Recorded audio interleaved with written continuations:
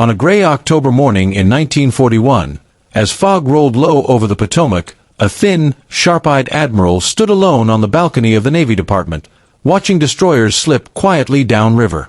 Across the Atlantic, the ocean was already a battlefield. German U-boats hunted in wolf packs. Convoys burned at night. Britain stood bruised but unbroken. And the United States Navy, for all its proud traditions, was not ready for what was coming. The admiral's name was Ernest J. King, and he had just taken command of a fleet that looked powerful on paper but was dangerously untested in modern war. Battleships gleamed in harbor. Sailors drilled with precision. War plans sat neatly typed in locked cabinets. But King understood something most of his contemporaries did not. The next war would not be fought according to the manuals. He had spent years watching naval aviation evolve from novelty to necessity. He had commanded submarines when they were still considered experimental. He had flown in fragile biplanes when most admirals refused to step into a cockpit. To some, he was abrasive, even ruthless. To others, he was the only man in Washington who truly grasped the scale of the storm gathering beyond the horizon. When the Japanese struck at Pearl Harbor on December 7, 1941, the illusion of preparedness shattered in smoke and flame. Battleships capsized. Oil burned across the harbor's surface. More than 2,000 Americans lay dead before noon. The Pacific Fleet, centerpiece of American naval power, seemed crippled in a single morning. King did not allow himself the luxury of despair. Within days, he was appointed Commander-in-Chief of the U.S. Fleet. Soon after, he became Chief of Naval Operations. In time, he would hold both titles simultaneously, a concentration of authority unprecedented in American history. Critics whispered that he was too harsh, too domineering. Supporters countered that only a man of iron could rebuild a fleet while fighting a two-ocean war. The Navy he inherited suffered from more than material losses. Its culture favored tradition over experimentation. Battleships still dominated strategic thinking. Carriers were viewed as supporting players, not central actors. Submarine commanders were cautious, constrained by outdated doctrine and effective torpedoes that failed at the moment of truth. King's first battles were not against Japan or Germany, but against inertia. He summoned submarine captains to Washington and demanded results. Reports poured in of torpedoes running too deep, failing to detonate, or circling back toward the submarines that launched them. Bureau chiefs insisted the weapons were reliable. Field commanders said otherwise. King sided with the men at sea. He ordered investigations, forced design changes, and pushed through reforms despite resistance from entrenched interests. The fixes took time, and lives were lost in the interim, but gradually American submarines began to sink Japanese shipping at an astonishing rate. He faced similar resistance over convoy policy in the Atlantic. German U-boats feasted on unescorted merchant ships along the American coastline in early 1942. Tankers burned within sight of Florida beaches. Local commanders hesitated to implement strict convoy systems, arguing they lacked sufficient escorts. King overruled them. Ships would sail in convoy. Blackouts would be enforced. Escort production would be accelerated. The slaughter slowed. King's personality made enemies. He did not suffer fools. He did not flatter politicians. He rarely smiled. But he possessed an unshakable clarity of purpose. The Navy would fight aggressively. It would innovate or it would perish. While King reorganized and pushed, another drama unfolded across the Pacific. At the center of it stood a tall, pipe-smoking admiral named Chester W. Nimitz. Soft-spoken where King was blunt, methodical where King was fiery, Nimitz took command of the Pacific Fleet just days after Pearl Harbor. The two men could not have been more different in temperament, yet together they formed a partnership that would reshape naval warfare. In June 1942, that partnership was tested at the Battle of Midway. American codebreakers had uncovered Japanese plans to seize Midway Island. Nimitz gambled everything on an ambush. 3 American carriers faced 4 Japanese carriers that had spearheaded the attack on Pearl Harbor. The odds were grim. American torpedo squadrons were slaughtered in the opening hours. Planes fell flaming into the sea.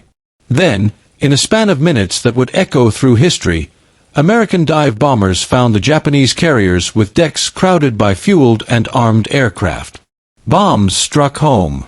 Fires raged. By day's end, 4 Japanese fleet carriers lay sinking. The balance of naval power in the Pacific shifted irreversibly. Midway was not luck alone. It was the product of commanders empowered to decide quickly, to accept risk, and to act without waiting for perfect certainty. King had insisted on that culture. Nimitz embodied it. The war that followed was a grinding, brutal contest across thousands of miles of ocean. From the steaming jungles of Guadalcanal to the coral atolls of the Central Pacific, sailors and marines fought for scraps of land that appeared insignificant on any classroom map. Yet each island was a stepping stone. Each airstrip pushed American bombers closer to Japan. King championed a dual advance. General Douglas MacArthur driving through the Southwest Pacific, Nimitz striking across the Central Pacific. Resources were limited. Arguments were fierce. The Army wanted more ships. The Navy wanted more landing craft. Washington became a battleground of memos and meetings. Through it all, King remained relentless. Production schedules were sacred. Shipyards operated around the clock. New Essex-class carriers slid down the ways in numbers that stunned foreign observers. Destroyer escorts multiplied.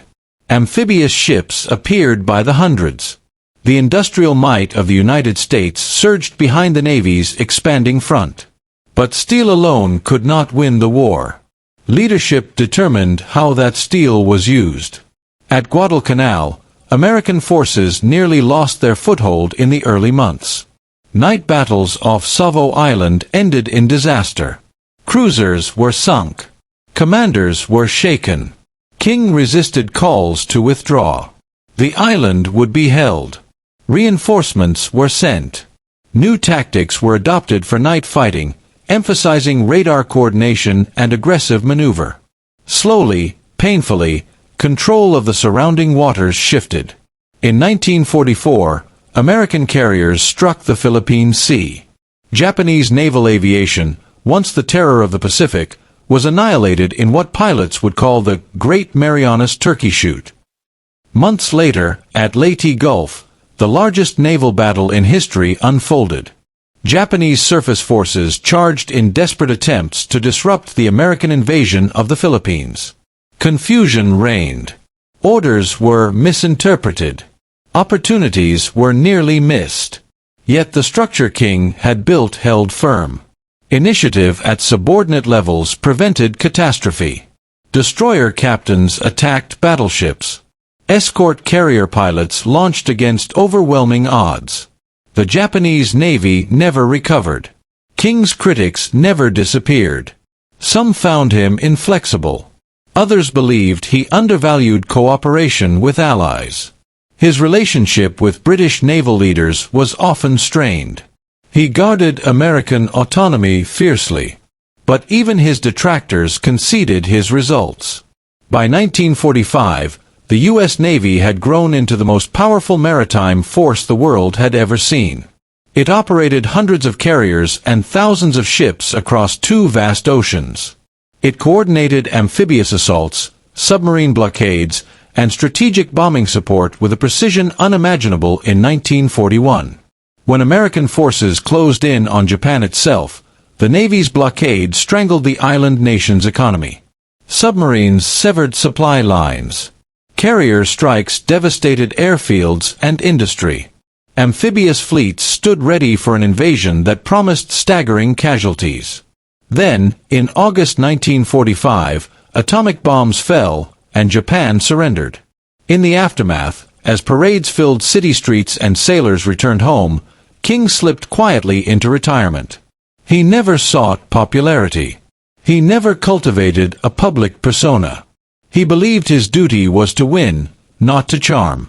History would judge him as one of the architects of Allied victory at sea. He had taken a fleet stunned by surprise attack and transformed it into an instrument of relentless offensive power. He had broken bureaucratic resistance, enforced accountability, and demanded results in the face of crisis. The lesson of his tenure was not about personality. It was about clarity. War punishes hesitation. Institutions that cling to outdated assumptions pay in blood. Leaders who cannot adapt doom those they command. King once remarked that when war comes, you cannot change men's characters. You can only use what they bring. His genius lay in recognizing which qualities the coming storm required and elevating those who possessed them. In the end, the story of the Navy's transformation was not simply about ships or battles. It was about the willingness to confront uncomfortable truths. It was about replacing complacency with urgency. It was about understanding that tradition, however honorable, must yield to reality. On that foggy morning in 1941, as destroyers slipped down the Potomac, few could have imagined how completely the world would change in 4 short years. Fewer still understood how much depended on the resolve of a handful of leaders willing to break habits, challenge orthodoxy, and demand excellence. The ocean remains vast. The horizon always hides new storms. But the example endures.